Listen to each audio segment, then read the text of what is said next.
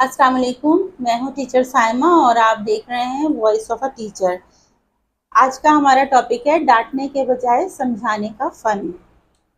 क्या आपने कभी महसूस किया है कि बाज़ औक़ात हम एक ही बात बच्चे को 10 बार डांट कर कहते हैं फिर भी वो नहीं बदलता, और कभी सिर्फ 2 मिनट मोहब्बत से समझाने पर वो अपनी गलती खुद मान लेता है। आखिर ऐसा क्यों होता है?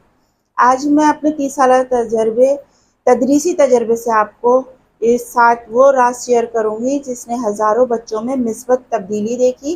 अगर आप वालिदैन हैं, उस्ताद हैं या घर में किसी बच्चे की तरबियत करते हैं तो ये वीडियो आखिर तक ज़रूर देखिए, क्योंकि शायद आज की एक बात आपके घर का माहौल तब्दील कर दे। आपको मैं एक दिलचस्प मिसाल दूंगी कि फ़र्ज़ करें कि अगर एक 7 साल का बच्चा दूध का गिलास गिरा देता है। पहला तरीका तो ये होगा कि तुमसे कोई काम ठीक से नहीं होता। बच्चा खामोश हो जाएगा, लेकिन इसके दिल में खौफ पैदा होगा। दूसरा तरीका, कोई बात नहीं, गिलास गिर गया, आओ पहले इसे साफ करते हैं, फिर अगली बार एहतियात करेंगे। दोनों सूरतों में गिलास तो टूटा, मगर दूसरी सूरत में बच्चे का एतमाद नहीं टूटा। अब एक हकीकी तदरीसी तजर्बा मैं आपके साथ शेयर करती हूँ कि मैंने अपनी तदरीस के दौरान एक ऐसा बच्चा देखा कि जो रोज़ाना अपना होमवर्क नहीं करता था। बाज़ असातिज़ा इसे सख्ती से डांटते थे, लेकिन मैंने एक दिन सिर्फ इतना पूछा, बेटा कोई मसला है? तो इसकी आंखों में आंसू आ गए। इसने बताया कि वो घर जाकर अपनी बीमार वालदा की मदद करता है और इसलिए अपना होमवर्क कंप्लीट नहीं कर पाता। इस दिन मुझे एहसास हुआ कि हर गलती के पीछे सुस्ती नहीं, कभी एक अनकही कहानी भी होती है। अब वालिदैन के लिए एक पैगाम ये है कि बच्चों को सिर्फ ना बताएं कि गलत है, बल्कि ये भी सिखाएं कि सही तरीका क्या है। जब बच्चा गलती करे तो खुद से पूछें, क्या इसमें डांटना चाहिए या मेरी रहनुमाई? अक्सर जवाब दूसरा होता है। अब इसमें एक याद रखने वाला जुमला ये है कि डांट खौफ पैदा करती है, लेकिन समझाना एतमाद पैदा करता है।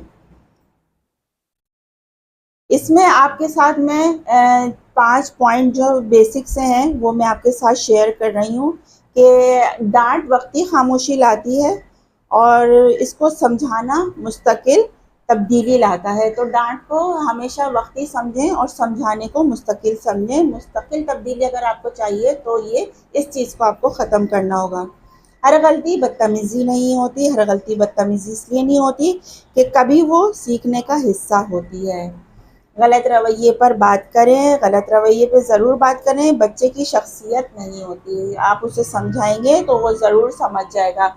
हर कामयाबी पर हौसला अफजाई करें, हर कामयाबी पर बच्चे की हौसला अफजाई करें और उसकी तारीफ़ करें, ताकि उसकी जो रवैया है और उसकी जो हौसला अफजाई है वो उसके अंदर बहाल हो।